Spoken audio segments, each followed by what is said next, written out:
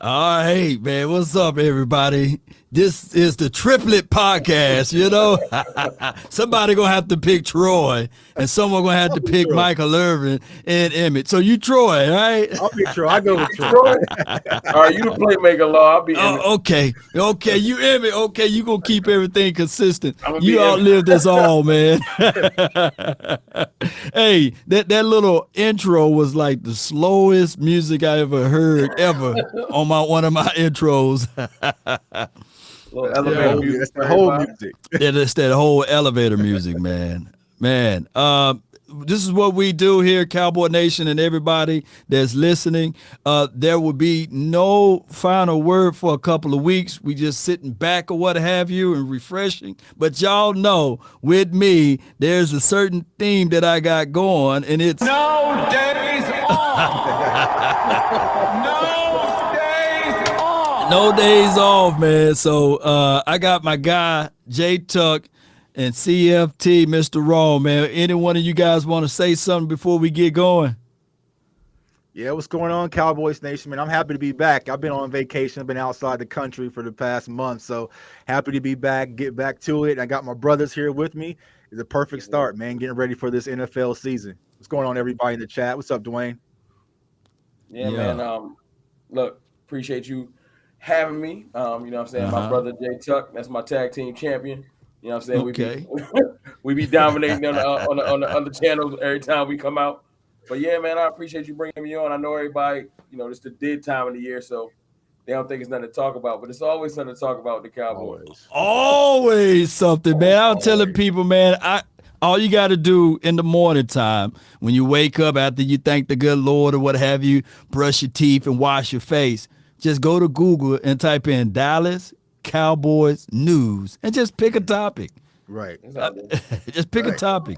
I literally saw this morning J Tuck name out there in the streets, man. So talk to me, man. What's happening, man? What's going on with that? Yeah, and I think that's something a lot of people don't understand about us and some of the others in this YouTube community. We are content creators. And so when people think it's dead time, our thought process, because we are such dying Cowboys fans, we can Right. create a thought process. And so I was just having a conversation with people on Twitter, like, I felt like the Cowboys last year, y'all, we had a good roster. It was 12-5. It didn't end the way that we wanted the season to end.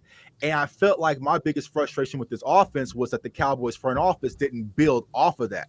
I felt like they kind of disrupted some of the flow and some of the continuity that we had and kind of blew up the roster, and we're kind of rebuilding with some question marks. So just having a general conversation with my Cowboys family. Well, my guy Tom from Blogging with the Boys took that, ran a whole article about it. So it's been a hot topic conversation what we definitely could talk about. But I just feel like the Cowboys didn't do enough to build off of last year. We kind of reset, and we got a lot of question marks going into this offseason. Ooh-wee. So just off of that alone, Well, what I'm saying is that there are known knowns and that there are known unknowns, but there's also unknown unknowns. Things we don't know that we don't know.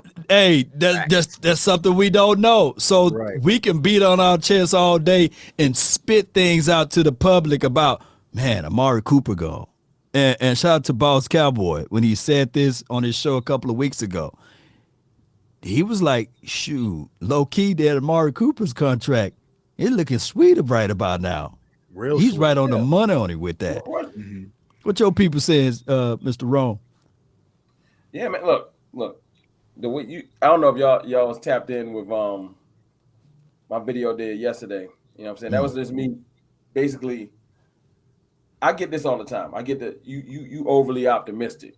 You know what I'm saying? You always seeing the glass half full, And I just look at it like this. It's the off season. Right. I am not going to write the team off immediately unless it's something catastrophic that didn't happen. Right. Like, I don't even want to speak into existence. I'm just saying, like, when like top players go down and you like, all right, I really got to shift my thinking. It's just week to week at this point. I'm not coming out here and saying that, the Super Bowl thing and nothing like that. I'm not that type of optimistic fan. I'm just every week I see a way for my team to win. We're building an off season. We got a lot of young talent, and it's a lot of, like you just played, it's a lot of unknown. Right. Is it known? No. That's really, That's really what I got to lean on. I got to lean on the fact that we're young and hungry, and that I can see the upside in a lot of players.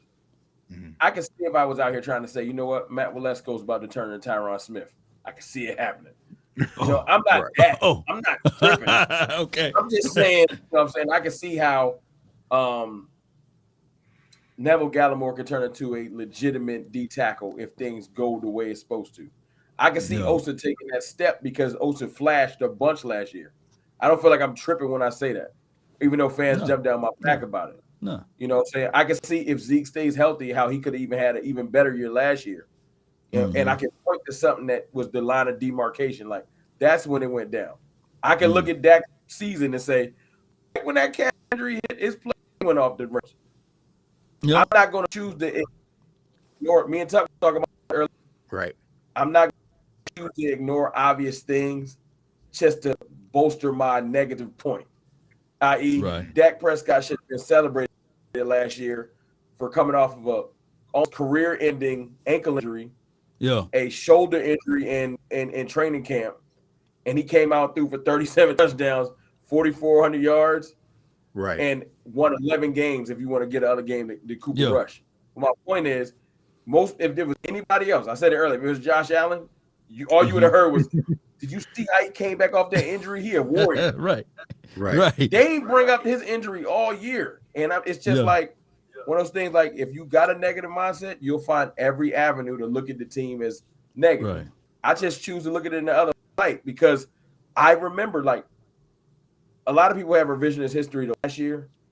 I was around last year. Since I do YouTube, I remember the build-up of last year's season was the same as this one. It was, our offense is great, but our defense is so terrible. We're not going to win that many games. I got us at 8. I got us at 9. And I was like, I don't know. I feel like we could be pretty decent. You know what I'm saying? I didn't see Micah doing what Micah did quite yet. I ain't a prophet. I'm just saying I saw us playing a lot better because I had faith in Dan Quinn. Yeah. You know, and things like that. But it was just more so support in what could be a positive thing. And my optimistic self, I did pick 12 wins. But I'm not saying it because when I look at the schedule, and I'll let y'all go. When I look at the schedule, when I break it down, I look at it like logically. I couldn't see last year us losing 8-9 games. I couldn't see it. And when I look at the schedule this year, I'm like, I don't see 8-9 quarterbacks just beating us down. I'm sorry. Not what our defense is actually legitimate now. Even if we don't have all those turnovers. What 8 quarterbacks or 9 quarterbacks is just going to whoop up on us? Even with the offense maybe taking a step back. So that's just the way I look at things. I know people hate my optimism, but they're going to have to get over it. Man, they definitely going to have to get over it, man. What's your thoughts on everything, J Tuck? Yeah. Oh my God, I said nice stand, Tuck. Yeah, man, I'm dark as hell. Okay. But yeah, man. I'm hella darker than Cam right now. But yeah, I think, when we go back to last year, like you mentioned, I think the reason that a lot of Cowboys fans, myself included, was optimistic is because we knew we were going to have Dak Prescott, and we could always lean on the offense. Like, that was my thing. Like, hey, you give me Amari Cooper, CeeDee Lamb, and Michael Gallup and Dak back, I'm taking us versus anybody. But I feel like right now it's kind of foreign territory where it's like offense kind of, I don't know where we're going with offensively with it. And so we're going to be leaning on the defense a little bit more. So my concern is, what if the offense isn't what we're accustomed to it being? That means the defense has to step up even more. Now, as long as Dak Prescott's out there, y'all, 8-9 wins, Grant. You know what I'm saying? I'm just looking at the schedule from that standpoint. But what I'm looking at is from being a serious Super Bowl contender. And as of right now, I feel like there's a lot of question marks. Y'all know I'm CeeDee Lamb's #1 fan, right? You have CeeDee Lamb. Michael Gallup's coming off the injury. Will he be the same? How long is it going to take him to rev up? You also have Jalen Tolbert, who I was high on the draft, but he's a rookie. James Washington on improvements, because not only did we lose Amari Cooper, people forget that we lost that utility knife in Cedric Wilson as well, who had a lot of continuity with Dak, was our punt return, that kind of guy that we can always lean on when things kind of hit the fan. And so right now, besides CD, I don't know about the wide receiver core. So when I'm trying to do these, breakdowns, it's like, I don't know what James Washington can be. He can be that guy, or he could be a complete bust. And then that's really where he's going to really put us. And then we look at the offensive line. I know we lost Connor Williams, which everyone's okay with. I'm okay with as well. But you got to think about Tyler Smith, though I think he's going to be phenomenal. He's never played the position before. And so it's going to take some growing pains. When you look at Terence Steele had a decent season, but he didn't play a full season. That's somebody I got faith in, though. Yeah, Terence played. Terence only played a few games, and he had that insurance policy of Lyle Collins. So let's be honest. Last year, all we needed Terence Steele was to be better than he was in 2020. Because when we found out Lyle got suspended, we were all kind of cold and like, all right, come on, Terence. And he held it down. But now we got to see Terence really being that guy. But now what really happens is we lose that flexibility of him being our swing tackle. We don't know who's our swing tackle right now from Tyron Smith, who's already shown some kind of little nagging injuries in camp already. And so those question marks, it kind of wavers me a little bit compared to my confidence I had last year. So that's where I'm just kind of speaking from. Well, this all circle back to number 4. And this, regardless, people will judge Dak Prescott on can he win not just in the regular season, but now in the postseason. It was given to Peyton Manning that he was the regular season hero. I heard the flack that he got when he got into the postseason. He faltered. So I'm gonna ask you two that's here right now. I'm the odd guy because I don't have the Dallas upside down hat. I need to give me one of those, man. For real.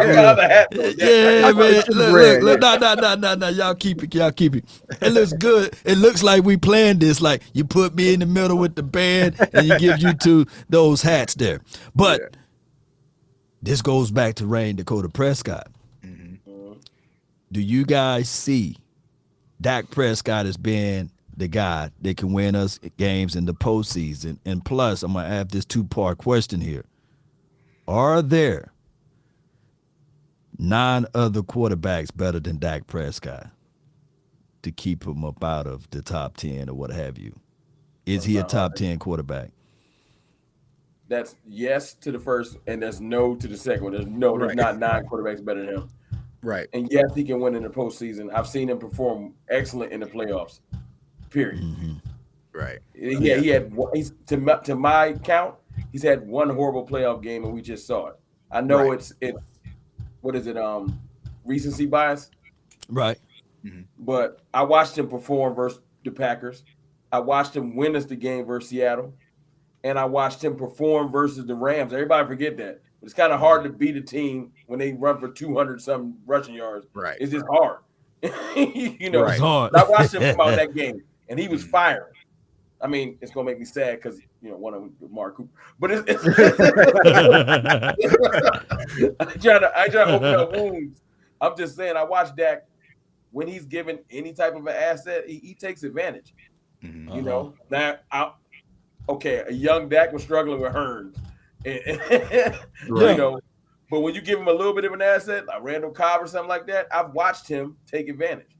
Mm-hmm. So I have no doubt, like to Tuck's point about our new receivers, I would be more nervous if this was the second year Dak was a lot more unknowns. But what he has showed me in this 6th year going into year 7, that boy worked hard. Yeah, he worked. Yeah. Right. He worked hard. And to hear the and I know you can't buy into every story, but to hear the dialogue he's been having with Tolbert, and even before the draft. Yeah, working on right. And when you hear Tolbert talk, man, it do make me smile. Like, not to sound corny, but when he's talking about he's talking about spacing and where to come down in his route, and not just I'm more athletically talented than everybody on the field. Like, he's talking nuance already, and I'm like, this young dude might be a little bit different. When you watch his tape, and I know I'm getting into the tape game a little bit. Y'all don't laugh. There you go. But just watching, when you watch some of the way he can change speeds when he runs routes, like veteran type route running, you look at him and you say, oh, he can really become a very valuable asset in year 1 just because of his work ethic. He says he's been in the playbook heavy. You know what I'm saying? And I'm talking about him as if he needs to be the end-all be-all. He just needs to be our 3rd best receiver. I know James Washington hasn't been on the field, But I also heard that Dak has something to do with them going after him too. Yeah. Dak is looking for specific type receivers. He was a Biletnikoff Award winner coming out of college. Mm-hmm. He can definitely play the receiver position.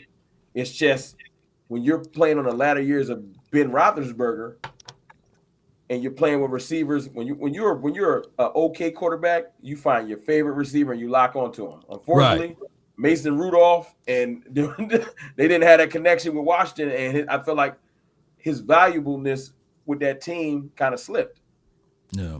Advantage Cowboys, because I think we get a decent receiver that, because he don't got to all James Washington has to do is be somewhat good as what we had with Cedric Wilson. He just got to be a good 4. You know what I'm saying? I know what you would say is, okay, so where does Gallup come in? And I feel like we're going to be missing Gallup. I'm going to say top 6 games. That's the high end. If you want to be optimistic like me, you go somewhere in the middle at like 3 or 4. Yeah. But I don't think Gallup going to be gone most of the year. I'm really encouraged by seeing him. I thought I was going to see him in a walking boot. Yeah. You know, to see him actually just moving a little bit. I'm like, okay, that would be July, August, September, October. That's another like 4 months. Can I see us seeing Gallup in mid to late October? Can we sustain that long? I know what we can sustain that long with. I can pass it to you, Law. Well, it's real simple. Well, the thing is with Gallup, I really want them to slowly bring him into the folds. I don't want them to rush him, because the last thing I can see is Jarwin being rushed out there and then he hurts something else. So let's slowly move him into the mix. Now, quite possible, week 1, this is our lineup for wide receiver against the Buccaneers. CeeDee Lamb, James Washington in the slot, and your other outside wide receiver, Jalen Tolbert. Or CeeDee Lamb, Jalen Tolbert in the slot, and TJ Vasher. I want to know from you two. Are you buying the TJ Vasher as an outside wide receiver?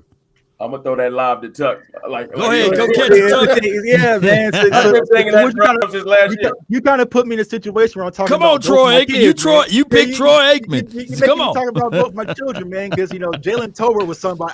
I found Jalen Tolbert way during the season, and when I found the kid, the one thing that stood out, I watched this film, of course, and I watched the interview, because Jalen Tolbert, and I said this on Twitter, if he would have went to LSU, he wasn't falling to the Cowboys at the 3rd round pick. So he was getting offers to go to the transfer portal, but he said, no, I want to stay at a small school to prove that small school players can still play and kind of be that front runner for, others behind him. So I was like, yeah, that's a leadership mentality. So I continue to dig in. TJ Vasher last year, man, I was talking about, slapping pits on the back of TJ Vasher's jersey and trying to get me a knockoff brand out there, because I just love his huge catch radius and what he's able to bring. So he the great value. He the great value pits. That's what I'm saying. Like Lord, you go get him some hard 8 down there, man. Give him some barbecue, put some sides on him. You know what I'm saying? We can do something with TJ Vasher. But I like TJ Vasher. He's still skinny. His route tree is very limited, but he has big playmaking ability. And where the Cowboys have lacked in so long, right? It's in the red zone. The red zone. So you kind of have that player who can just go get it. Now, here's my question and my concern when it comes to the Cowboys wide receiver core. I saw someone mention that in the chat. We have a lot of wide receivers that are kind of built the same and do the same thing. That's my concern. When we look at Jalen Tolbert, he's kind of a CeeDee Lamb, Michael Gallup type build. He kind of has James Washington. It kind of has a Gallup. So it's like they kind of do that same thing. Right. Versus I would like to add like some little flavor in there to kind of get that slot that can cut in and out, that underneath guy. So I think Jalen Tolbert can emerge to that. But coming out for that first game, if you give me Jalen Tolbert and CeeDee Lamb and James Washington and maybe TJ Vasher, though, I think the Cowboys are high on Noah Brown just for whatever reason. For blocking ability, I was roll with that. I'm okay with it, but it just isn't the same. It doesn't give me the same confidence boost as I had last year when we went to Tampa and I had those weapons in Michael Gallup, CeeDee Lamb, and Amari Cooper. So I think that's going to take some adjustment. But here's my confidence. You answer your original question, Law. yes, I'm 1,000% confident in Dak Prescott being the quarterback that can win in the playoffs. And absolutely, I think he's a top 10. I think he's actually top 6 is where I have him as far as quarterbacks is concerned. But my Yeah. concern with Dak this season is that I don't want Dak pressing. I don't want him feeling like he has to take this team on his shoulders, his offense on the shoulders, if things kind of waver a little bit, because I've seen that in some cases. You kind of go back to what happened in Kansas City. And also, if you look back what happened in Vegas and Thanksgiving, like he eventually figured it out. But I feel like sometimes he can start to put everything on his shoulders, which I don't want Dak to do. So I think that's going to be very important that he stays healthy, one, in during camp, so he can get every rep that he can with this wide receiver core, which he wanted to do last year before the shoulder injury. But I think once things kind of settle, yeah, Dak and his offense will be perfectly fine. I just don't think it's going to be as explosive as it was last year out the gate. So we're going to have to be patient. That's something I've been preaching on my channel, on Twitter. Be patient with this team, y'all, because it's not going to be instant fireworks. If we come out and we throw 45 times again and have a fireworks game versus Tampa, I would be shocked, to be honest with y'all. So I think it's going to be a slow play. Hey, before you respond, Mr. Rome, Coach Marv, you gotta re-put your question down, man. I didn't get a chance to catch it. So place your question so that these guys can answer. Coach Marv, been a pillar of the community, man, just been the chat hero and warrior out there, man, and always bring us good insight. Appreciate So prepare that question again, Coach Marv, and I'm waiting on it, man. Fine, man. I know he probably typing like this. Shout out to Coach Marv, man. Well, while I'm searching for it, Mr. Rome, man, talk to me, man. I got something a lot to piggyback off what Tuck said, right? He's talking about our offense taking a while to gel. You know what I'm saying? Finding its way in the area of department, you know, and I'm a fan of laws before, you know, I'm in the community too when I ain't on the, you know, and I already know what law preach. I know what my boy Tuck preached. I even know what my boy West Coast preached. We talking running the football. Oh yeah. First game, I'm going to throw it to the GOAT. You know what I'm saying? That first game, you want to get Tyler Smith comfortable. You want to get Zeke comfortable. That first game is not going to be the fireworks show because Tampa is dealing with what we dealing with. Remember, Godwin hurt. They got shuffling on their offensive line. They don't got Gronk. They don't got AB. So to find their way too. If I know Tom Brady like anyone else knows, he a strategist. They gonna try to run the ball too. Now, if you seen playoff Lenny lately, he looking like me, and that ain't a compliment.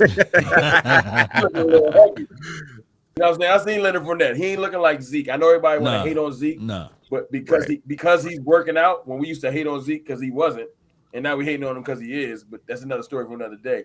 My point is, I got the Cowboys, and I know it's a long shot because we know Kellen Moore is somewhat stubborn. But if he's smart, we come out a lot more balanced. We come out to get – that's the best way to get a young offensive line comfortable. Get them moving forward and not falling back on their heels. So we come out in that first game, and it's probably not going to be more running pass. But let's just say we come out that first game, and it's 55-45 or 60-40, which is excellent. If it's 60-40 and we getting Tony Pollard the ball and we being smart with the passing game and like using our weapons, because Tony Pollard is a weapon. And we're using Ezekiel Elliott, and we just going out there and we establishing our will. We letting Tyler Smith do it probably what he's best at right now. Go out there and maul somebody. You know what I'm saying? Terence Steele's some of his best tape last year was actually coming off the ball and being physical. Zach Martin. So we use that. I'm telling you, that first game, it's not going to be 35-32. That first game, I can see if I got us winning, argue about that in the comments.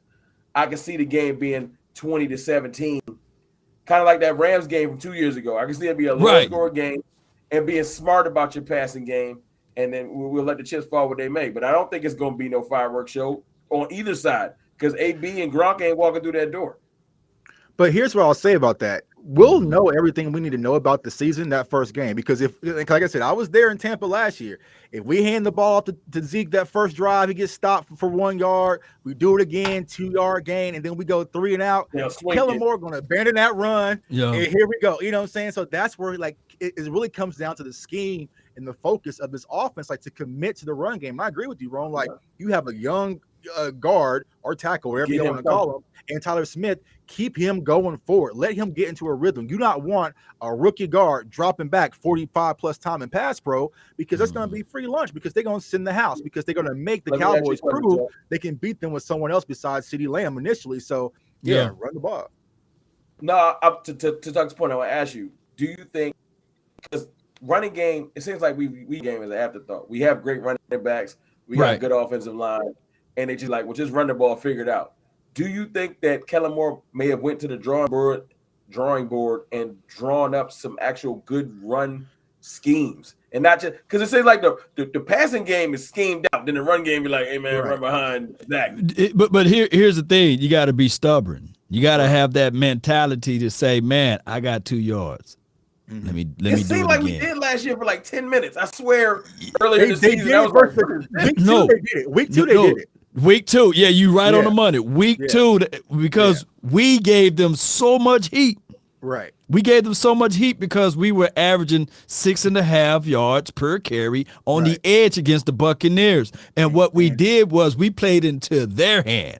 And it was on the road. 2 things travel: defense and that running game. You got to stay stubborn enough to say, hey, I'm going to get this. And 4 times 3 is first down. So you got to make sure to say to yourself, even I'm getting these 4 yards. And I think that Ezekiel Elliott, he averaged 4.5 yards per tote last season collectively. And our boy Tony Pay averaged 5.5, which put him pretty much first place in the National Football League for the majority of it. I think he finished second. So the Cowboys, when they playing that cover 4 quarters defense or 2 high shells, that's when you say Jake Ferguson, Dalton Schultz.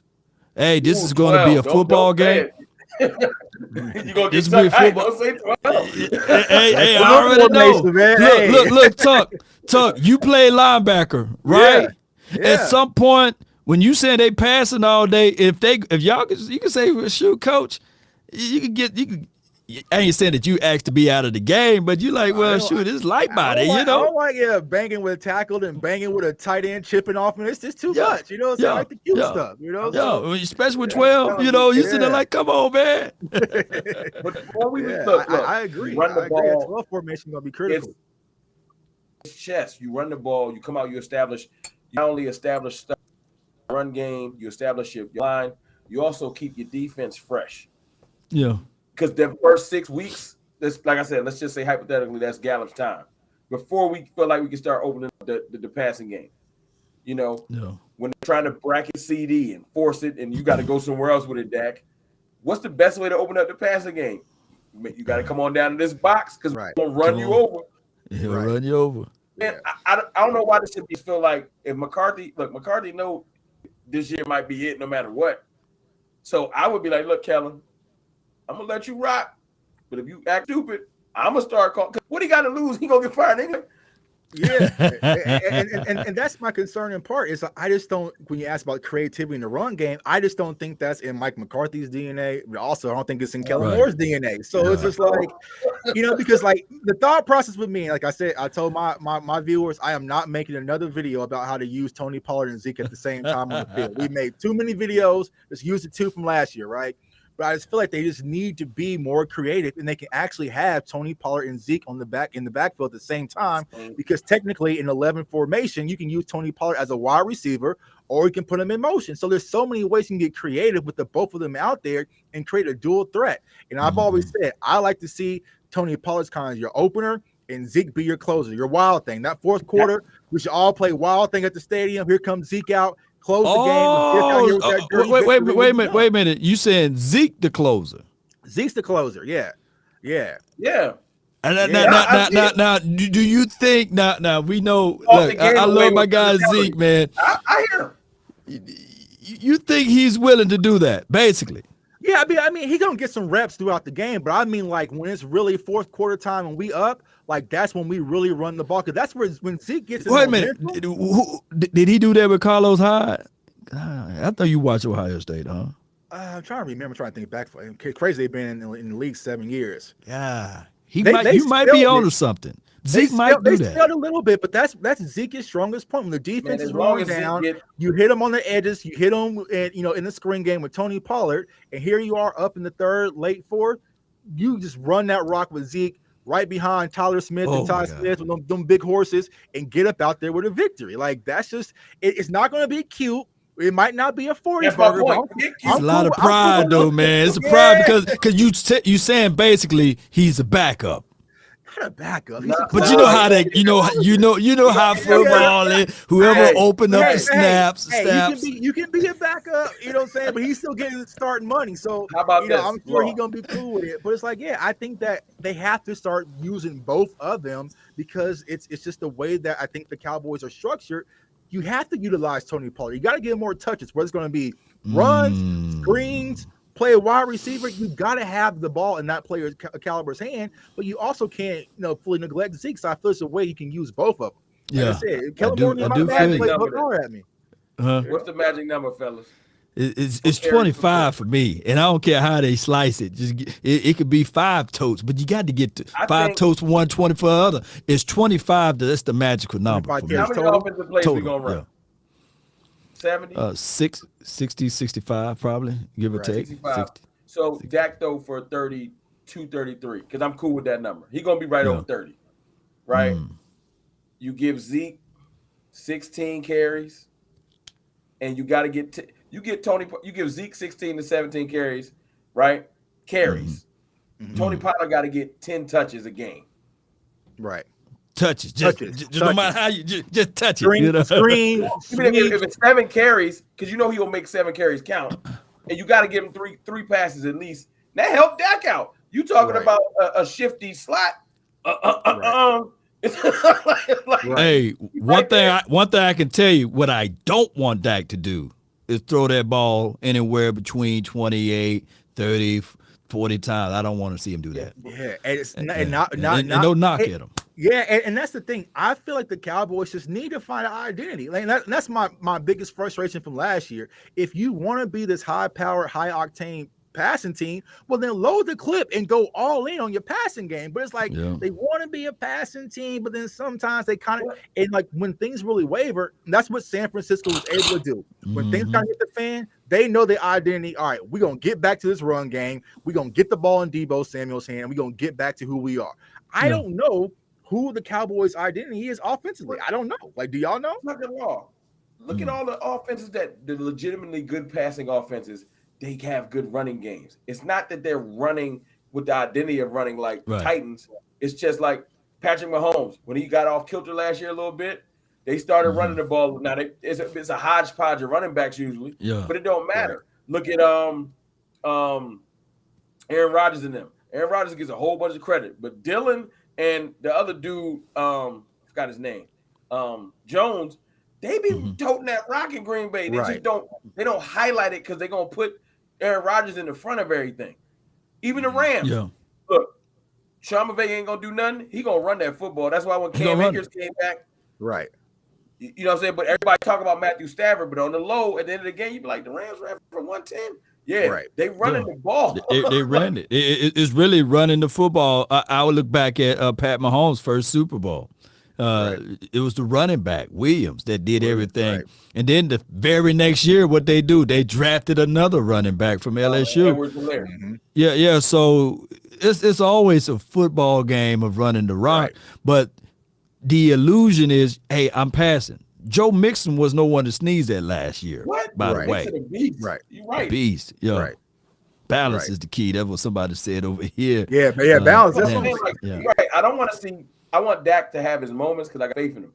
But I don't want to see him dropping back 45 times. That no one really wins like that in the league. I can't point to one person that's just throwing the ball 40 to 50 times. It's exciting. Like I said, we was on the edge of our seats in that Tampa game, but it's like, I agree with you, man. Like, you can't win consistently having your quarterback just drop back and toss 45 times. I don't care who your quarterback is. Like, even here in Kansas City, they are trying to get away from that with Pat Mahomes because eventually things are going to crack. So it's all about balance. But yeah, since you're in Kansas, man, what happened to Pat Mahomes in that second half against Cincinnati? Why nobody talk about him getting shut down? Hey, man, when you don't play for the star, man, you get passes for everything, man. So it's just like I ain't never heard about it, not once. They bring it up not a Pete. You know what I'm saying? So like, yeah, I just felt like a lot of people here in Kansas City are kind of blaming Eric Bieniemy versus Pat. I guess there was a rift between the two on the sidelines or whatever, but I just felt like they crumbled, and it was the Bengals' day, and the Bengals kind of had their number. Now I know that the Chiefs are going to be foaming at the mouth for blood this season when they run it back, but it's going to be interesting because, like I said, when it comes to Dak, Aaron Rodgers, and also Pat Mahomes, like they're going to have some pressure on them to make sure that the quarterbacks kind of stay the focal point as far as the market's concerned. Because if they sit back, let's say Pat Mahomes struggles without Tyreek Hill and Aaron Rodgers struggles a little bit without Adams and Dak struggles a little bit, these wide receivers going to sit back and say, oh, we're more valuable than what y'all been saying we are. That's what the key is right now. Yeah. So it's like, it's going to be interesting to see because that's the huge question mark. We are all fans of Sky Moore. We did, high mocks on him in the draft, but is he Tyreek Hill? We'll see. And so, how is that really going to change where people are going to sit back and play the Chiefs and be like, all right, we're going to take Travis Kelce away. You don't have to beat us with Juju Smith-Schuster in this rookie and see how good you really are. And so it's a lot of question marks. Speaking of those receivers, let's swing it back to our number one, 88. If you think that our front office ain't showed you nothing, they showed you that they petty. They will it. They'll throw. They don't care about winning, and when it comes to being petty, obviously you see where Amari Cooper playing. If you think that they ain't got a mandate to Kellen Moore, I don't care what you do. I bet you CeeDee Lamb better get that ball because I'm not gonna look wrong. CeeDee Lamb about to get so many targets because just out of sheer pettiness, they're gonna make sure he get the ball because they're not gonna look wrong. Right. They refuse to let if Amari Cooper came out firing. Let's just say I ain't gonna bring up the Watson thing. That's a whole nother story. But if Amari Cooper came out firing and he's getting 100 yards there, 100 yards there, we're going to throw the whole scheme to the wind. And they're going to be forcing the ball because Jerry and Steven they're not nothing, they petty. They just let Amari Cooper go for a 5th-round pick because they petty. Oh, I mean, so you right on the man. Right now, they're going to force CeeDee Lamb to be a star because they don't want to look wrong. I can actually see that, and that is not – that's not even one of those. but here's Coach Marv. Now, this is a brilliant point by Coach Marv. He says, would we have all of these questions, the many questions that we have about this current team and roster if we had McVay, Kyle Shanahan, or Bill Belichick? Would we be still talking about this and that? No, not at all. About what they can do with this young talent. Hey, to that degree, there was a Super Bowl or such or two in there, even in the Romo era. And I'm not just bringing up Romo for the sake of bringing up Romo, but it goes back to like coaching. Come on, like let's be real. Right. If you put a different coach, and there's no shade or salt thrown at good old Jason Garrett, and I just look at this team. This is how this goes. As above, so below. When you have chaos above, hear me out, everybody. Write that down. As above, so below. When you have chaos upstairs, when the people are fighting over the things that we don't see, but it's there, it's tangible for them and intangible for us.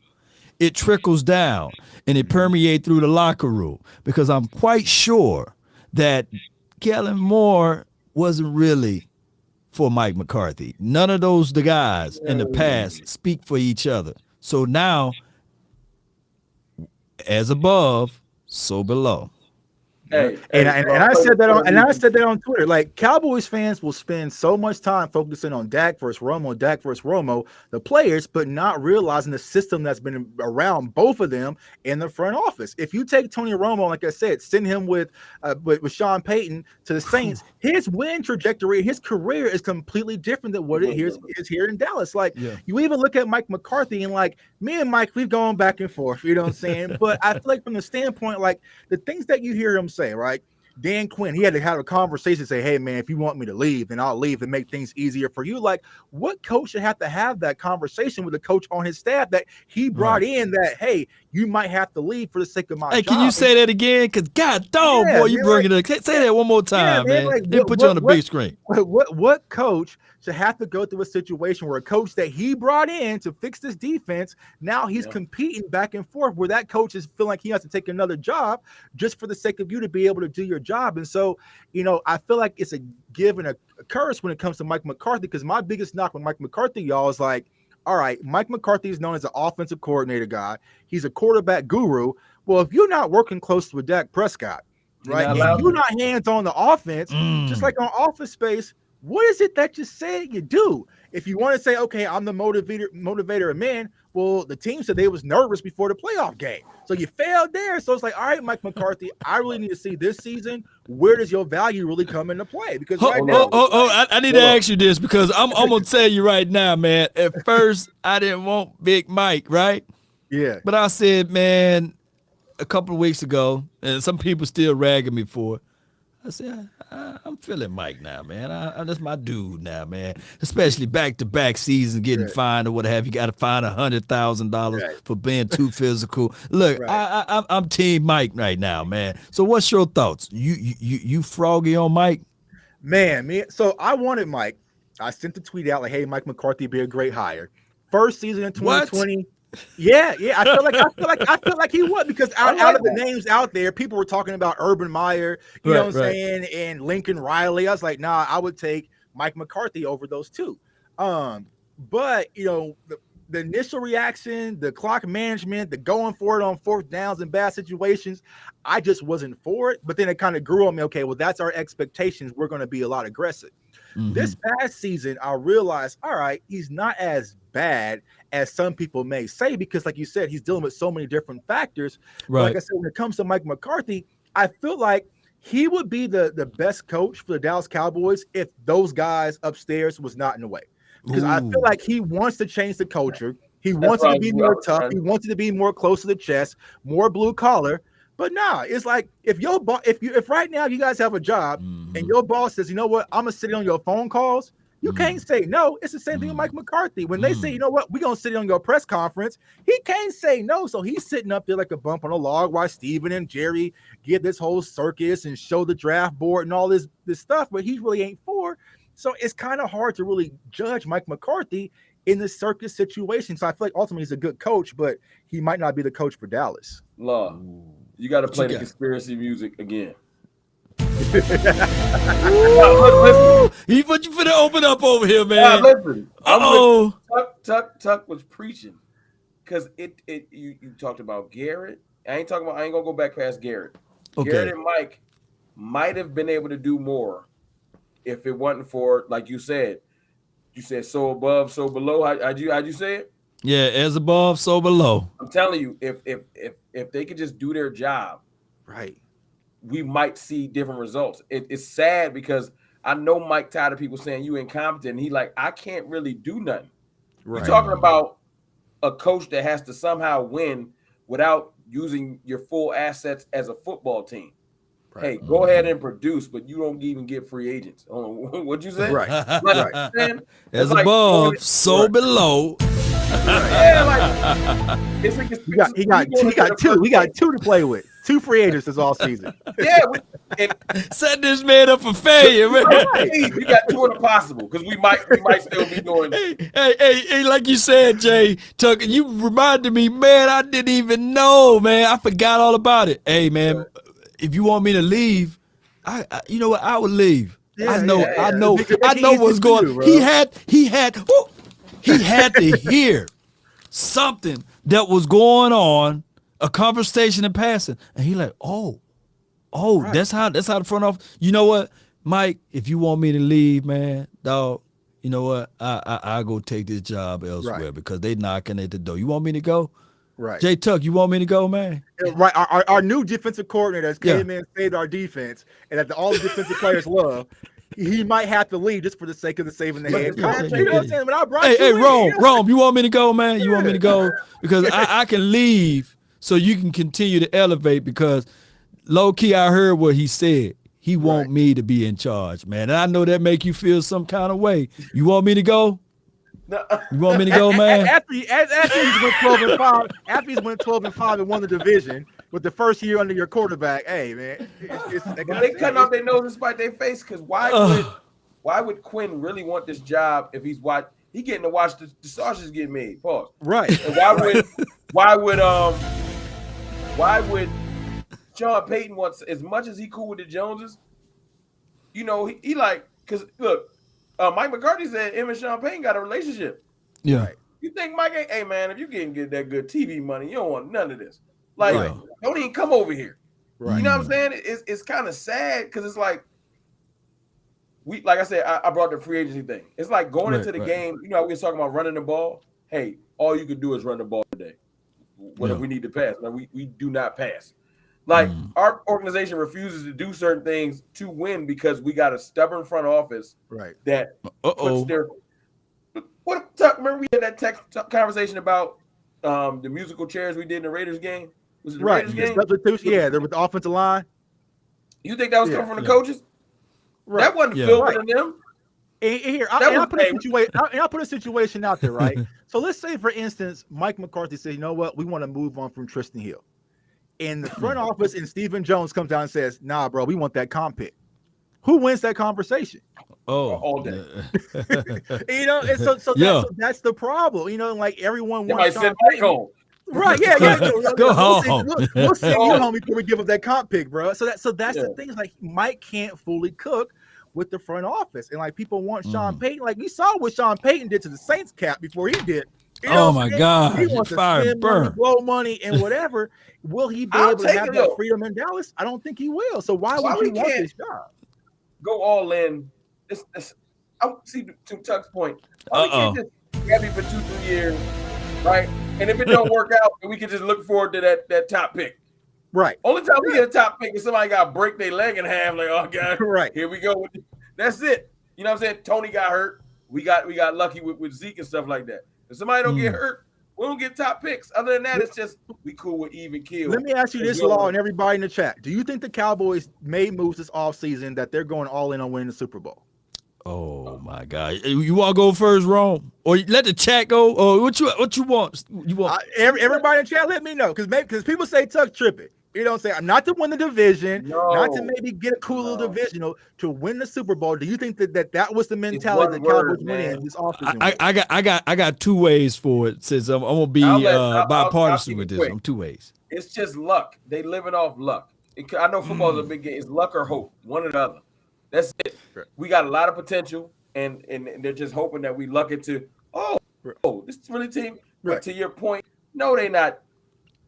What does they say? What is that phrase? Luck is only when preparation meets. What is it? Y'all know that phrase? Yeah, luck is when preparation meets opportunity. Yeah, right. Yeah, but we leaning on the luck, and we ain't doing nothing with the preparation. As far as let me put the best, we ain't putting the best possible assets around this team.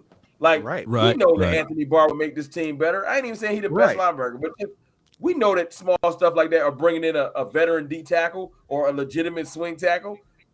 We know, or you know what? Let's get a veteran receiver real quick while Gallup's out, so Toby don't have all this pressure. We know how this works. I ain't even no expert, but the team's like, nah. Let's just hope that every young player turn out. All of them. And here is what happens, right? Because we know how they work, right? Let's say we start off 0-3. Oh, the Cowboys are making a move to bring in Will Fuller. And then we go sit back like, okay. You know what I'm saying? So that's how they did with Amari Cooper. Like, they sat back. They thought they were perfectly fine. Then it broke. And it's like, all right, now we have to fix it. And you pretty much had to overcompensate to fix it. So it's like, you know, I got my button ready. Simply because you don't have evidence that something does exist does not mean that you have evidence that something doesn't exist. So it fits right in. It fits right in because we don't know the evidence that doesn't exist. Here's the thing.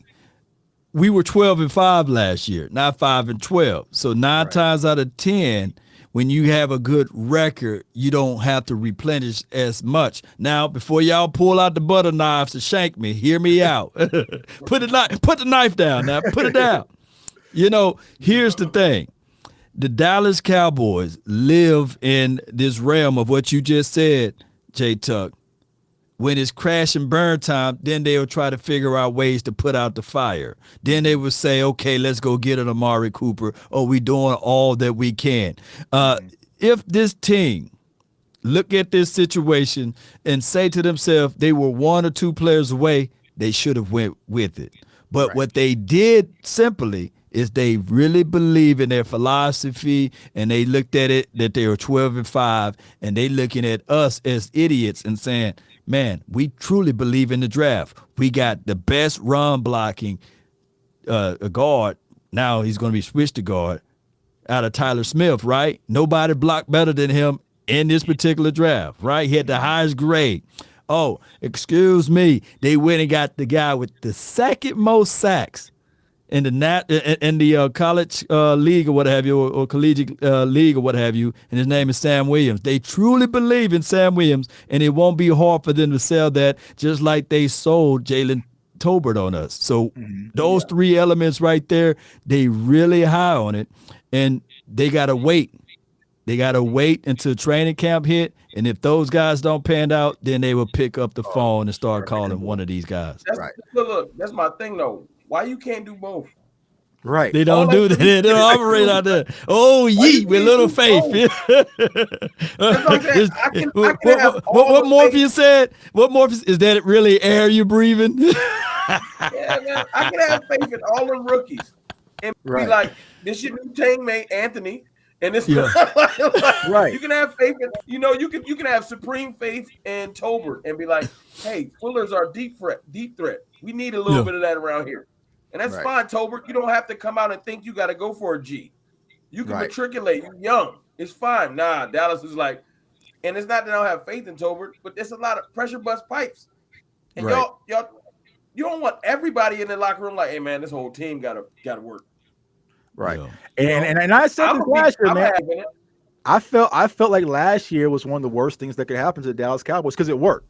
Right, they was able to get a J-Ron Curson, find that gem. They was able to get a Malik Hooker and a DeMonte KZ and Keanu. So they kind of worked last year. So we can do it again. We can replenish it. Get bring in a Dante Fowler, and that can replace him with Randy Gregory and get these draft picks. But think about it: if D-Law doesn't get hurt, Neville Gallimore doesn't get hurt, Micah Parsons is pretty much the only starter from last year's class. Kelvin Joseph, he wouldn't have started. Osa would have just been in kind of the rotation. You probably would have never seen from Chauncey Golston. We never saw from Simi. So this myth that the Cowboys draft well, that we get this classic and come in, this impact things out the gate, that's not the case. Last year was a no-brainer. If we would have closed our eyes and just press start and drafted Micah Parsons or Rashawn Slater, we would have had an all-pro something, right? But I feel like with the Cowboys right now, I'll be thinking about Slater sometimes, but I don't want to talk about Slater. But I gotta say, video. But we're at the point where, like you said, we're thinking that Jake Ferguson, we need Jake Ferguson to be somebody, and he might not be ready. You might not. Hey, and I want you guys don't sleep on Peyton Hendershot. Please don't sleep on him. Would you 50-50 with him? Yeah. But let me ask y'all this though. Who is the one guy that can be the difference maker for this Cowboys team in this free agency or trade right about now? One guy that can change your mind. Free agent trade makes it vast. Trade make it vast because you got one trigger to pull for a trade right now. I don't think they would give up a trade. They're not gonna give up no draft picks because they think that's gold. Right. They only use draft picks in emergency purposes. They don't just trade to be smart about it. So that ain't happening. Yeah. So I mean, I mean, Trill just put it like I would say like DK Metcalf. That would be the one. Like, all right, now you can see Tuck's chest post out a little bit. If we get DK Metcalf, you know what I'm saying? Like, all right, now we reloaded. That would be one. Free agency, like I'm just not sold on this linebacker core, y'all. Like that's my biggest question mark defensively because you have I call him Micah Parsons in them, right? Because LVE, granted, he held up last year. If he goes down, you got Jabril Cox. You got Harper, baby. Harper. I mean Harper, you know what I'm saying? So Luke Gifford. More unproven, you know what I'm saying? So it's like the unknown. Yeah, some more unknown. So I feel like our linebacker depth is kind of depleted. So I would bring in Anthony Barr as well, but I don't know what the holdup is. They don't like those 3 interceptions and 3 sacks. They roll Anthony Hitchens in there, I'm be tight. I'm telling you, I know what they like to do. Yeah. Who you got, Mr. Raw? Who you got, man? It would probably be Barr because I do feel like it's almost like you got to look at your linebacker room as if Micah Parsons don't exist because he's not just a linebacker and he's not just a DN. He a little bit of everything. So you can't look at him as a legitimate part of that room because we can't have him doing chess linebacker things. So if you take him out the room, you like, ooh, little LVE. And I got faith in Jabril. I just got to see it. So, you know what I'm saying? I want to have. Ooh, I didn't know I could add videos in his thing, baby. Go ahead. And the thing I like about Anthony Barr is this. He can teach Micah some things because they have some similar attributes to their game, you know, and that veteran in him, you know what I'm saying? He can tell him, yeah, man, this is what I've been doing because I've been doing it for a long time. You know what I'm saying?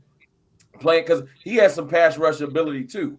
I mean, he ain't Micah, but I'm just saying, veteran tidbits is, you know, the small things that can make people elevate to the next level, you know. And we know Micah like a sponge, so I don't know. I really don't quite know. It ain't a money thing. We usually talking about that. We like, dang, our money tight. It ain't that. I don't really know what their plan is. Because if I hear, well, I ain't gonna say it. If I can through the grapevine, if I keep hearing them saying that the money's earmarked for Micah and earmarked for this person, I'm gonna run my head through a brick wall because that's it doesn't make sense. Right. The way football works, you can't plan for something 3 years from now. Somebody can tear their whole knee up and not be here 3 years from now. So that money that you hold on to, you know, oh, well, it was for him. Now who's it for? It's for the next person 3 years from now. Like, it's stupid. And let's keep it a buck, y'all. Y'all think that, okay, it's CD Lamb's negotiation time. It's Diggs. They're just going to just get their contracts done just like that. Y'all know the Cowboys like to play games. It's going to be a whole long, drawn-out process. You know, people are going to be thinking, is Jalen Tolbert better than CD Lamb? Can we, you know, they going to muddy it up. So it's like, it ain't good like they saving this money for CD and Diggs next year. That's the biggest line. That's the false narrative. So I think my guy, Dan Rupert, wrote an article on it. It's like, we sitting at the top right now in cap space and nothing's being done with it. And I think that's the frustration from Cowboys fans because I talked about Randy Gregory today and a lot of people get kind of upset when you mention his name, but we could have signed Randy Gregory and signed everybody that we signed thus far and kept Amari Cooper and been perfectly fine. With that money we have, Tuck, we can have all the players we let go still.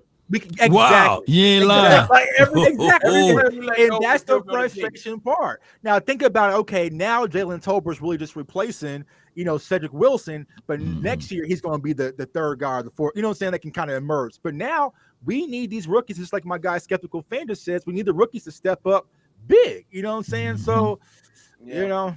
It just is what it is, man. Yeah, when you start thinking about the fact that we can still have Coop and Randy Gregory and the team and cap space, would have been good. Yeah. Now, what you feel about Randy Gregory as you know, injury situation?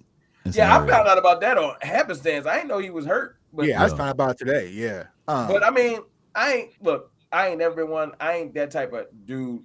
He ain't with the Cowboys, but I ain't got time to I don't got time to be putting that energy out there. I ain't hating on him. I hope he have a great career in Denver.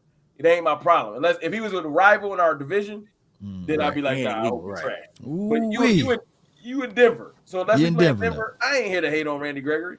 Because it ain't that deep. I think the way everything went down was messed up anyway. But you know what I'm saying? As far as what Tuck was saying, bring it back to our team, I don't think there's another Randy Gregory on the team right now until someone shows it. Right. But you know me, if I can look at what some of the potential of some of the players, because they're different type. Like Sam Williams, even if he could turn into a great pass rusher, his his style of pass rush is different than Randy's. Right. He's just different. He's not bendy. He Right. more well, they both got it. He's more just first step and Yeah. speed around the corner and with like one or two counters. Right. You know, Randy really grew into a pass rusher. He had a little toolbox with him. You know, Right. so we're gonna have to see. Dante Fowler is the wild card because if his thing was more so lack of motivation from playing in Atlanta and the fact that he was hurt, Yeah. if he comes out uberly motivated, i.e., what's my man that played for the Bears that we had, Robert Quinn. Quinn, yeah. Now Quinn is crazy because he's getting like 18 sacks right now, but that's Right. I still don't know what that's Yeah. about. I didn't see that coming. Mhm. But I'm just saying, motivation. People gotta act like that. Can't act like that's not a real thing. Yeah. Playing in Atlanta, feeling like you really not playing towards nothing, and you hurt, your effort kind of like, hey, man, I'm just out here for this check, you know. But when you on a team where it's not that you can say we're a Super Bowl contender or not like that, it's just more so you know you on the big stage. Fowler's like, look, man, if I turn it up, I got another check coming my way. I've seen Quinn do it. I've seen Cobb do it. So all he got to do is turn up. Right. You know what I'm saying? He like a contractor in my line of work. Yeah, No and doubt. I was trying to explain about Randy Gregory today on Twitter, you know, and everyone, you know, people, because Cowboys I fans, think we get emotional when people leave. They was saying And- Phillips and, today. and the front office did it too as well, because people forget they wanted to re-sign Randy Gregory. They botched that deal, and then it was like, oh well, we got Dorrance And they Armstrong. He fronted. better than you. Yeah, it's like, all right, he bro. can give you 5.5 too. He can give you 6. And that's my thing where, you know what I'm saying, I'm trying to explain, if it's going to take 3 to 4 edge rushers to equal Randy Gregory, then that shows the value of that man. You know what I'm saying? So a lot of people just look at the sack numbers, but they don't see the pressures, the hurries, the constant double team, like everything that Randy Gregory brought. So like Ron was saying, each individual, if you talk about Armstrong, Fowler, even Sam Williams, they all bring 3 different aspects of the game.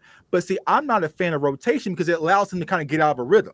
You know what I'm saying? So if Sam Williams is kind of that guy, like Sam Williams needs to be the guy, because if you kind of have this rotation, we had it last year at the linebacker position earlier on. They were trying to still work Jalen out there a little bit, and him and LVE were kind of split. Like, nah, bro, find out who's going to be your middle linebacker, and someone's still going to get hurt and roll with it. So I feel like that's what they need to do when it comes to the opposite edge rusher. If you think Sam Williams is going to be your guy, I think they're going. Well, let me tell you my bold prediction though, right quick, before we kind of wrap everything up, unless you guys want to continue to roll.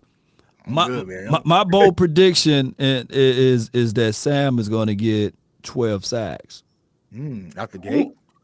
My bold prediction. Look. You might well whip out the Kool-Aid, man. It's Mr. Nasty kind. You know. Hey, look. What you drinking, Tuck? That look like what you drinking? Water. I'm water. Need some Kool-Aid time. Cool. Hey man, I don't know about 12 now. I mean, I say he gonna get 12. What? Watch this. How many I'm gonna give you guys getting, my other. I'm gonna give you. Michael finna go crazy, man. Banana split crazy. Michael finna go, man. It's Mr. Nasty kind. You supposed to be calming down. You get me revved up. No, I know we supposed to be calming it down, but I already said, look, 1,300 yards for CD Lamb, 16 tubs. Oh, he's going for the. Hold on, step back. You better hope he don't. I'm going crazy. I'm going crazy. My follower count's going to be depleted. Hey, no. I know. Look. I know you the voice of reason on the show right now. Look, what's your one player? Your one player with the wild prediction you got, and not Dak though. You can't use Dak. Give me somebody on the team. What you say? Give me a wild prediction about somebody's stats, Tuck. That's not Dak. I got Ezekiel Elliott. I think he's going for like 1,300. Whoa. Ooh, you gotta see our face expression. Yeah, I got 1,300 for Zeke. Zeke. Over 1,300. Yeah, man. Hey, did he sign that jersey that's behind you? It's a signed jersey. Did he got his signature, his mama's signature on that too? He got the And here's why I say that is because I feel like the Cowboys are going to have to lean on the run game early in the season. And I feel like Zeke, a lot of people kind of question him. I feel like coming into the season last year, he was in great shape. He had the burst until the injury. So I feel like if you see Zeke coming in fully healthy, I think Zeke's going to, with 17 games, I got him at 1,300 yards. 10 tubs, 10 touchdowns. Hey, 10, Law, that's not How crazy. about eight or 9? It's only crazy because I want Pollard to get some too. No, but look. It's What Pollard gonna get? Look, he got Here's what happens though with that. Now here's the thing that might throw a wrench into it because they don't want to pay somebody or let someone go. And if they want to move on from Zeke, you can't move on from Zeke after 1,300 and 9 touchdowns. And so if he emerges, you know what I'm saying? So I feel like it's so crazy because Zeke was so smart, Rocky Arsenal, man, so smart to put a no trade clause in his contract. So even if he bust it wide open and I tell her bring it back, even if he do that, you can't do nothing. You got to sit there and say, hey, we can renegotiate and spread it out, but you can't get rid of it. Right. Yeah. I think I can see them using up both of them on some shrewd move and just moving on from both. Wait a minute, you can't move on from Zeke. It'd be a hard cut. If he bring 1,300 yards, you're gonna be like, if he do 1,300 and Tony Pollard goes crazy. If he don't renegotiate, because Dak's contract next year is gonna be like we talking about. If he don't renegotiate, they gonna cut him. I feel like this could be Zeke's last year, and I think he knows that, so I think he's going to turn up. So to y'all two statement earlier talking about let him be the closer. He like, man, you know what? I got a word for y'all, man. He said he was saying this right now. You must be out of your goddamn mind. Cause ain't no way he gonna be sitting there saying, oh, you gonna put me on the back burner and then let me use me up to cut me? No. Yeah. I'm on all of the touches. I'm greedy. I'm eating. He just play a whole season on one leg. You know what I'm saying? If he renegotiates, what's the number? Huh? Let's say he say, all right, I'll work with y'all next year. I'll renegotiate, but what's the number? I don't see like to be honest, I feel hard, you because ain't no way in the world he get a third contract though. Come on. Who paying that running back the third contract right now? If he come out rolling, you talking about he's because if you like, I ain't trying to. If you look at like historical wise, his pace. If he come out rolling this year, you talking about Zeke being a person that can be rolling towards something real good. You feel me? So if he come out rolling, the Cowboys they so tied into marketing, they might look at Zeke like, I mean, it's good for business to keep Zeke around here because great assets and his star power, and then he has a resurgence. Mm-hmm. Hey, look, we'll pay for that. We'll. I done lost O.J. Tucker. Okay. Right, Are you back, man? Okay. Yeah, the Cowboys trying to get me out of there with that Zeke talk, man. Yo, they got See the Illuminati, so you done mess around. Look, you done had Jerry Wayne and things come over here. Get your damn act together. I ain't paying no running back again, man. He said, yeah, get him out of here. I'll put you on that side. I'll put you on that side of the room then. That's the case, you know. Oh my gosh, man. Nah, man. If Zeke roll, they might keep it. Look, you know the team. I hate to say it, but whenever you talk Cowboys, you got to think marketing. Mm-hmm. If you have a good year and a resurgence, they're gonna be looking at them dollar signs like we got to keep Zeke because he jersey selling. Right. So and it don't even gotta make logical sense at that point. They about this. They about this over winning. So if he's either going to explode or he going to get the Amari Cooper treatment and he going to be frustrated and not getting no touches, and you know what I'm saying. So it's going to be either up here or down here. I don't think it's going to be no in between with Zeke. Why do other teams got to talk about this stuff? Why we got to sit here and talk about? Right. You're right. And I think that's the thing that some fans need to understand is like we follow this team so heavily, we kind of just know how they kind of move. Like they do funny stuff like that. We kind of look back and we'll see. Man, Zeke ain't getting no touches. So Zeke would be the new bad guy. Yeah. Oh yeah. I don't see nobody else that can fit into that. Yeah. D-Law, they done voted for D-Law. Yeah. And D-Law done got his money. He'll be the easiest for fans to turn on because fans are kind of already half and half with Zeke anyway. So he's overpaid. Next year they're gonna try to do it to Dak. Yep. Yeah. You know what's funny though? Dak gonna be like, let me go. That's cool. He'll land on his feet in 10 minutes. And Dak's smart too. He like, Zeke, you got the no trade contract, no trade clause. Let me get that in mind. Something like this. Trey Lance won't work out, and Dak will become a free agent, and he'll become a 49er, and I'm gonna kill myself. Right.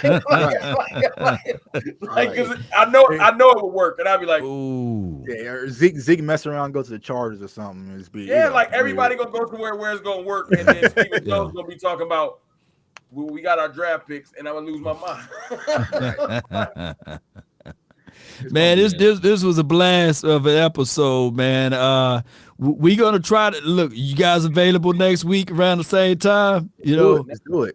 I am moving. If I'm moving though. To the left, I got boxes lined up. Congratulations on the move, though. By the way, appreciate you, man. How far off is it though? I'm about 10 miles from my house right now. Okay, but it's actually I'm going into new construction. This is somebody else's crib. So, okay. You know what I'm saying? That's the blessing. Nothing like new construction, so you can walk around, and say, "I'm the first person to take a, right here." But it's a lot of work and a lot of craziness. But I ain't saying I'm not available. I'm just saying, shoot me off this. We gonna make it work because but now the background might be weird next week. Like, yo, man, that's okay. It'll be late. It'll be the same time, man. You guys gonna fill in for the final word, man, until the final word get back, man. If that's okay. They vacationing, man. They vacation. They're like, Lord, I'm tired, man. We got to get some rest and relaxation. And I'm like, no days off. So I appreciate y'all, man, for jumping in, and we live on all platforms right now. We live on J Tuck channel, and we live also on Mr. Rome channel. So can you guys still tell people where to find and follow your content? Whoever want to go first, Troy or Emmett? Troy. Yeah, you guys can find me on all. Emmett go first. Yeah, I go first. You know what I'm saying? 'Cause, hey, look, it's the playmaker. It's Aikman show. But Cowboys fan talk and Cowboys_fan talk on Twitter, where we argue all day and look at talk. But I appreciate y'all fellas, man. Had a great time. Yes, indeed. Yeah, you guys can find me on all social media platforms, JTuck151, on my YouTube channel, CFO Sports. We're getting the merch store back up and running. I know a lot of people are asking for that, so stay tuned for that. And you can also find me on W810 Radio, ESPN Kansas City, every Sunday morning with my guy Darren Smith, talking about all things sports, and we're also starting to live stream that to my channel as well. So, oh my man, that's a wonderful thing you're doing with the radio station. And once again, Mr. Rome, congratulations on the move. I went and got the pod moves. Those guys moved from Mississippi all the way to Texas. You ever heard of that company? No, I know what you're talking about. Yeah, they kind of load them up in the containers, and then they'll come get it. Yeah, them brothers was sweating like, hey, man, you gonna throw some ice water or something? I was like, nah, man, you see how much that money I paid you? You better go to that store. I went and gave you some ice water, man. That mover's money is different. Yeah. That mover money. Look, hey, the amount of money I paid at the time, I had the little one. She still had the crib. I was like, you gonna set that crib up? They said they set up. It's worth it, man. Hey. And you know how them cribs, hey, J Tuck, you ever set them cribs up in your knuckles and you try to get the little Allen wrench? I said, man, you gonna set that crib up? Hey, nothing more frustrating, man, than trying to move with your wife, bro. You put in the divorce for the whole entire day, man. Lift, turn, like, nah, bro. Call the movers. They're gonna have me downstairs trying to get the dryer. And she up there. I'm lifted.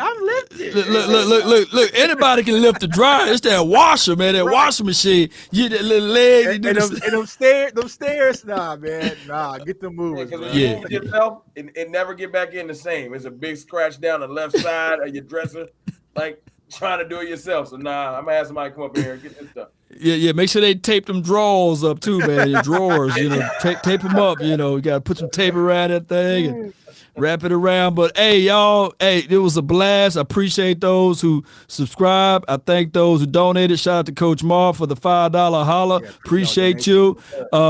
He says, great.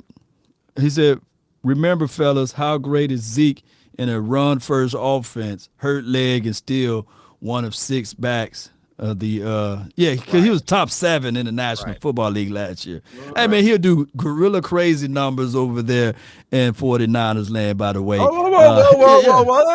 let's not put that into existence yet. Let's not put it in. Yeah. Oh, yeah, okay, yeah. My fault. Yeah, yeah. It's my fault. I'm sorry. But I appreciate y'all. One love, Cowboy Nation, to everybody and beyond. Let me put the graphic up here, man, since I worked hard on taking this graphic right here. Here we go. Yeah, man. So we got Jay Tuck, Michael Irvin, which is me, and then we got Rome, who's Emmett. So yeah, let's go. Appreciate y'all. DC for life. Salute.